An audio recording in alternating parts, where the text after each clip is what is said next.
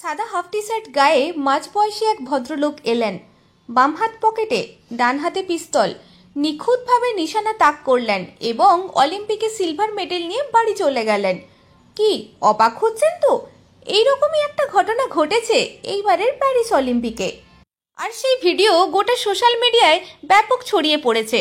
নেটিজেনরা একাংশ তা নিয়ে মজা করতে ছাড়েননি। মজার ছলে কেউ বলেছেন, ডুড, দেখে মনে হচ্ছে উনি আজ সকালে ঘুম থেকে উঠে অলিম্পিকে যোগ দেওয়ার সিদ্ধান্ত নিয়েছেন।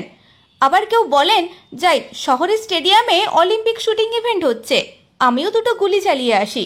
এইরকম বডি ল্যাঙ্গুয়েজ নিয়ে এলেন, মেলায় বেলুন ফাটানোর মতো পিস্তল চালালেন আর রূপোর মেডেল জিতে বাড়ি চলে গেলেন। 51 বছর বয়সী ভদ্রলোক হলেন ইউসুফ ডিকেজ, যিনি হলেন তুরস্কের একজন এক্স আর্মি অফিসার। ডিকেজ নিছক কোনো আগন্তুক নন। 2001 সালে তিনি শুটিংয়ে যোগ দেন। অলিম্পিকের আসরে 2008 থেকেই। দেশীয় ও আন্তর্জাতিক সব মিলিয়ে এখনও অবধি 12টি গোল্ড মেডেল, 11টি সিলভার মেডেল এবং 7টি ব্রোঞ্জ মেডেল তার ঝুলিতে রয়েছে। এ সাফল্য তার অর্জিত। ওনার কঠোর অনুশীলন, একাগ্রতা ও আত্মবিশ্বাসী ওনাকে সফলতা এনে দিয়েছে। তার জন্য ওনার দরকার পড়েনি বিশেষ কোনো লেন্স, অত্যাধুনিক ইয়ার প্রোটেক্টর বা কোনো শুটারদের বিশেষ পোশাক। আর তা নিয়েই নিশানায় লক্ষ্যভেদ করে ফেলেন। এরপর বাকিটা ইতিহাস হয়ে গেছে।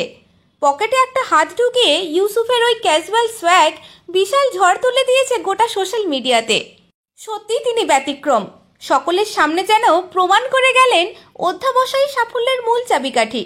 ভালো থাকবেন ইউসুফ ডিকেজ। অলিম্পিকে আপনার এই ক্যাজুয়াল সোয়াগ আমাদের মনে গেঁথে যাবে। অ্যানালগ মিডিয়ার পক্ষ থেকে আপনার জন্য রইল অনেক অনেক শুভেচ্ছা ও অভিনন্দন।